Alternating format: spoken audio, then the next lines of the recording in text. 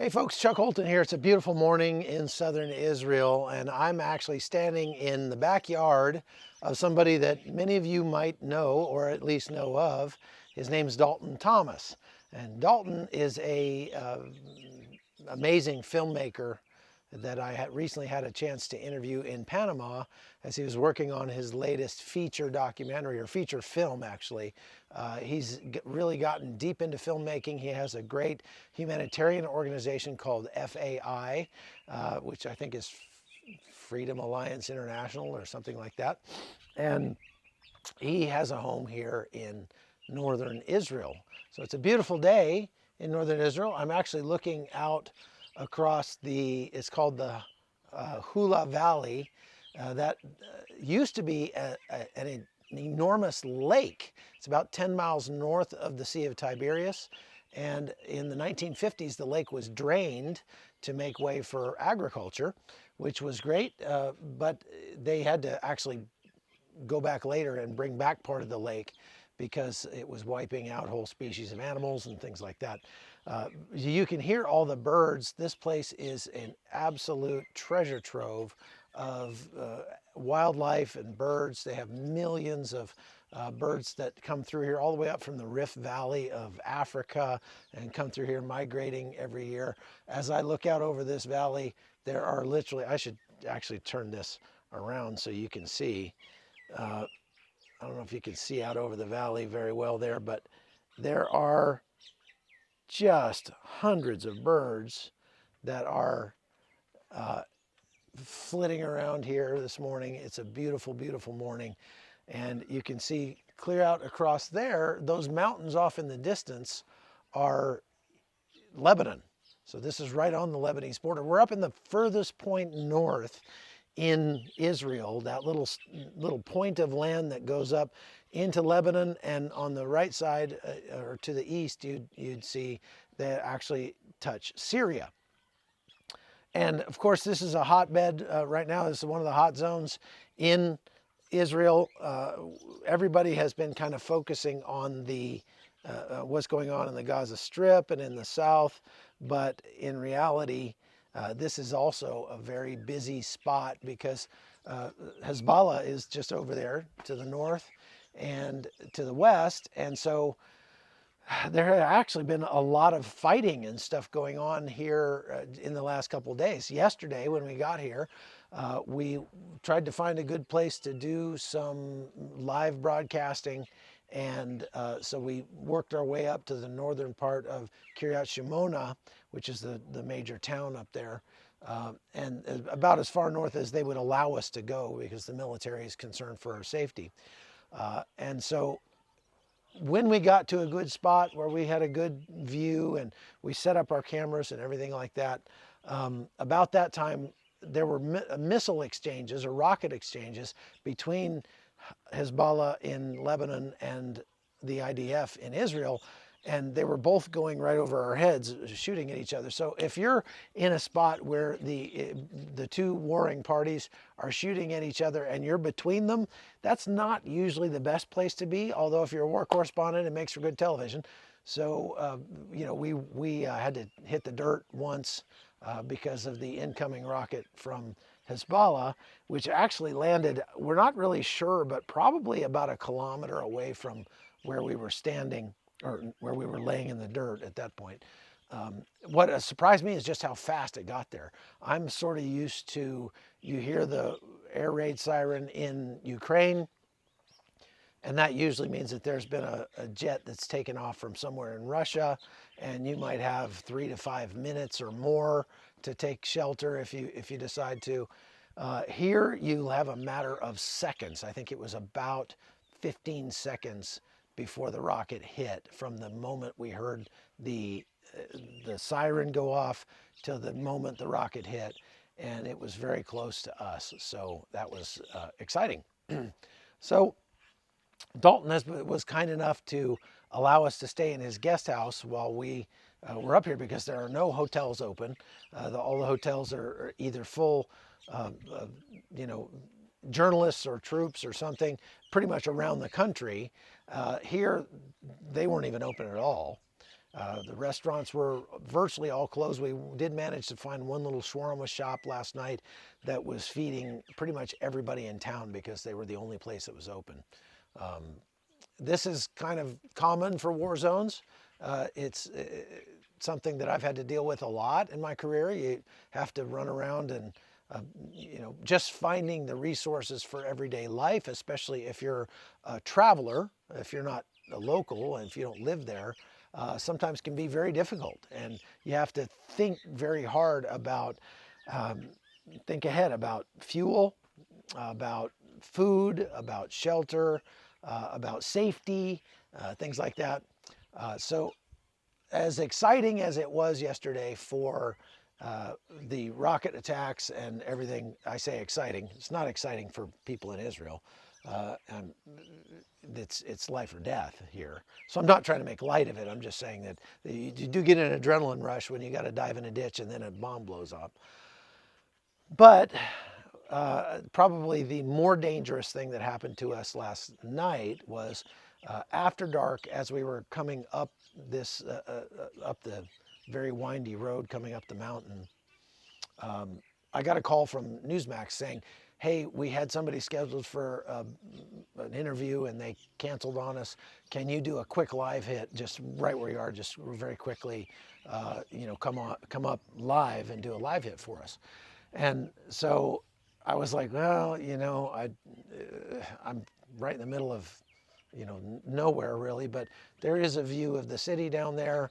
So yeah, let me just pull over to the side of the road and we'll just do a quick live hit looking down at the city. Now, of course, from as far away as we were, which was miles and miles away from the city, you could just sort of see the twinkly lights off in the distance. It's not like there was anything of tactical or strategic value that we could give away by showing, a view of the town down there. I have to think about those things. As a journalist in a war zone, you've got to be very cautious about what you're showing and when you're showing it, because you don't want to tell bad people things they don't need to know. You don't want to put anybody's life at risk, because if you show things live, especially, you can show where certain assets are. If you're standing in front of an Israeli tank and you do a live broadcast, then the enemy knows that that's where the tank is, and they might very likely send a rocket your way. So, you have to think about that stuff. So I did. I looked at it and I said, well, there's nothing, that could get us in trouble here. So we pulled over, put the flashers on, set up a tripod, and that's about as far as we got.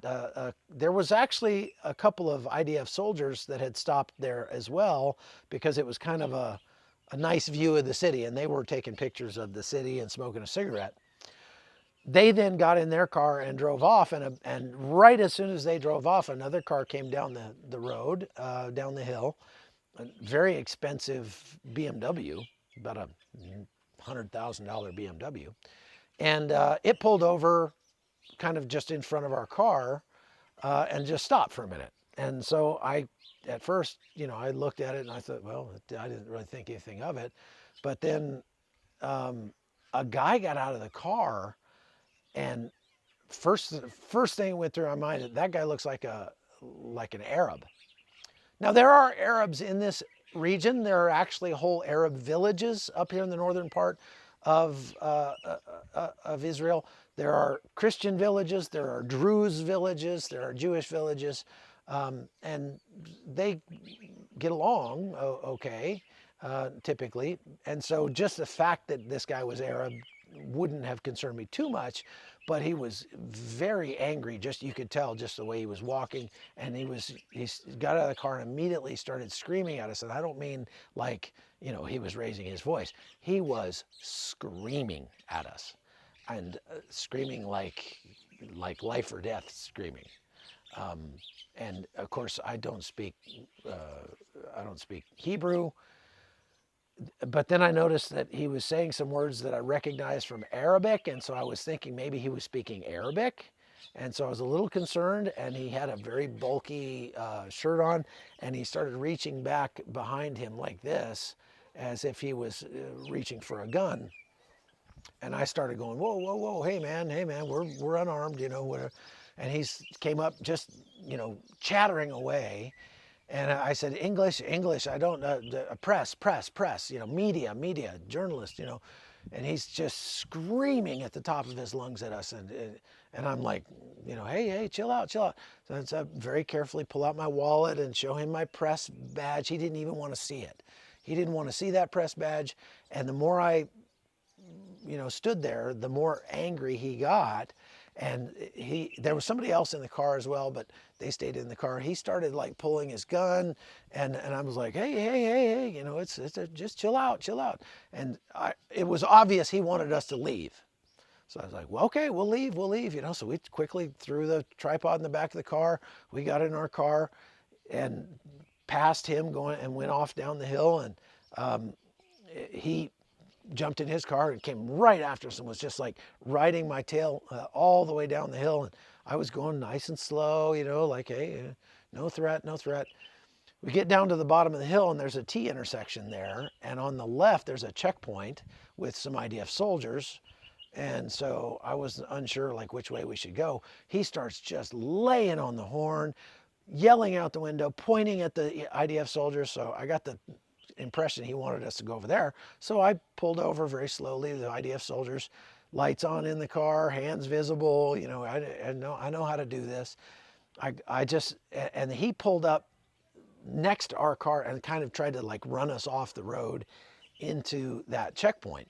So I just stopped the car and got out, and hands visible. And he's pointing, I couldn't tell it was dark in his car, if he was pointing his gun at me or if he was pointing his hand at me, but I was very uncomfortable and I thought this is really a bad thing. Of course, with all the screaming and commotion and everything, there were about 9 IDF soldiers who jumped up. They got their weapons. They're all coming at us, they're spreading out, like this could be really bad. And I'm like, whoa, whoa, whoa, guys, hey, hey, hey. Does anybody speak English? English, English. Fortunately, one of the IDF soldiers was an American guy who spoke perfect English, and he came up and he said, what's going on? And I said, we're journalists, we're media. I already had my card in my hand. I gave it to him. He looked at it. He was like, what? And this guy's like losing his mind, this guy that had stopped us. He's just, just losing his mind. And they're like trying to calm him down, and I'm like, what is up with this guy? I don't understand him. He's pointing his gun at us. And they're like, we don't know. It's just, hang on a second, hang on. So I just was quiet, and they kind of took him off there, and he's just practically jumping up and down with his hair on fire, waving his arms and screaming and everything, and they're trying to calm him down. And it turned out it was just, he saw us parked our car up there, and he thought we were terrorists, and he was virtually certain he had found some terrorists that were doing God knows what. I mean, we had a camera and not even a camera. We had an iPhone and hadn't even put it on the tripod yet. But he just got it in his brain that because we didn't speak Hebrew, we must be Hezbollah terrorists. Now, I'm with Oscar Ramirez. He's Mexican. We've been joking about the fact that he looks a lot more like a Muslim terrorist than I do. But in this case, it might have actually been true. He might have seen Oscar and thought, that guy looks like he's not Israeli. And so, we didn't have our press vests on or anything like that. I should probably make it a habit to wear that a little more often. But the bottom line is, they finally got him. They just told him, all right, look, you just take off. We got this. And so he jumped in his car. Man, he burned rubber and he went spitting down the road. He was still so mad. And then the IDF guys were like, man, I don't know what's up with that guy, but you guys look, don't worry, you're fine. But unfortunately, we're going to have to detain you here until the police get here, because he called the police and said that you were terrorists. And so we're like, yeah, whatever. I mean, I was supposed to do that live hit. We never got to do the live hit. That did not happen. And so we stood there and talked to these IDF soldiers, and they were very kind. They were very reasonable, like almost all of the people we have met here. We've been through a lot of checkpoints, as you can imagine. Since we got up here to the north especially. And you go through the checkpoint, you show them your right press ID, and they say, great, you're good to go. I mean, that press ID shows that you've been vetted, it shows that you've registered with the government, and it shows that you have the right to report on what's going on. One of the questions that the IDF soldier, one of them asked me, he said, how do you decide which side to report from when you go to a conflict like in Ukraine and Russia? Like, how do you decide whether you should go to Russia or whether you should report from the Ukrainian side? In Armenia, how do you decide if you should report in Armenia or from Azerbaijan? And I said, well, there's a very easy way that I decide which side to report from, other than the moral component. First of all, I like to report, go to the side who is being attacked unjustly. But secondly, it's easy to tell who's on the right side of this, because all you have to do is ask, where could I go and report and say something negative about the country that I'm in if I see them doing something wrong? So if I saw some IDF soldiers shooting an unarmed civilian, and I said, I saw some IDF soldiers shooting an unarmed civilian, here's the footage, that's wrong. The IDF, my question would be, what would the IDF do to me? What would the Israeli government do to me? And the answer to that is they would likely take me in for questioning, take my video, and if it was true, they would prosecute the soldiers who did that. Now, what would happen if I went to any place that's owned by Hamas or Hezbollah and I saw them torturing somebody and I filmed it and I went on TV and said, this is wrong? What would they do to me? They would murder me. I mean, I wouldn't even get the footage shot and they would murder me. That's how I decide, you go to Ukraine. If I went to Ukraine, and I have done this, I have in Ukraine reported on things that Ukraine has done that were war crimes. That some Ukrainian soldiers shot some Russian prisoners or tortured some Russian prisoners. And I've gone on television and said, here's the video, that is wrong. And Ukraine has allowed me to do it. They haven't kicked me out. They haven't. They have prosecuted the guys that did the thing that was wrong. If I tried that in Russia, they would murder me. There's this guy, Patrick Lancaster, that reports from the Donbass, and he pretends he's this, independent journalist. He reports exactly what the Russian propaganda is putting out, and nothing more and nothing less. And I keep posting on his Twitter, just once, man, just once, say something that is contrary to the narrative that Russia is putting out, and see if you don't disappear.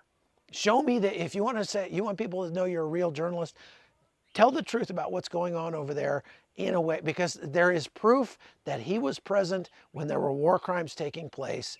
Bellingcat, which is an open source intel organization, has shown the videos that he has filmed with units that were known to be committing war crimes, and he never reported on it one bit. So that's how I make the decision. And the IDF soldier I was talking to said, that's very interesting. I never really thought of it that way, but you're right. That's really cool. They were very nice. They all shook our hands and wished us well. And he said, man, we respect you guys. You're doing a dangerous job out here. He said, I wouldn't do your job without being able to be armed at least. He said, they don't let you guys carry guns. And I said, not usually. Although I wouldn't mind. And even if I had carried a gun, it probably would have only made things worse in most cases since we've been here. Especially last night with that guy that just was, that guy was throwing the ball over the fence, man. He was hot. Anyway, so that's our update from northern Israel. We're probably going to stay up here a little bit this morning and this afternoon, and then come back to Jerusalem tonight after President Biden leaves, because President Biden, and I'm not going to be anywhere near that guy, because they shut down everything. When the president shows up, you're just going to sit in traffic for 5 hours, and I'd rather not do that. So thanks for watching. Thanks for listening. Look, If you've just joined the channel, go back and watch some of our old content. There's a lot of good stuff there, and there's a lot more good stuff coming. You can support me if you'd like on chuckholton.locals.com. You can see me on Newsmax and on CBN News doing live broadcasts and putting packages up while I'm here and wherever else I go. And so I really appreciate your support. Like and subscribe here on YouTube as well. Take care. I'm Chuck Holton.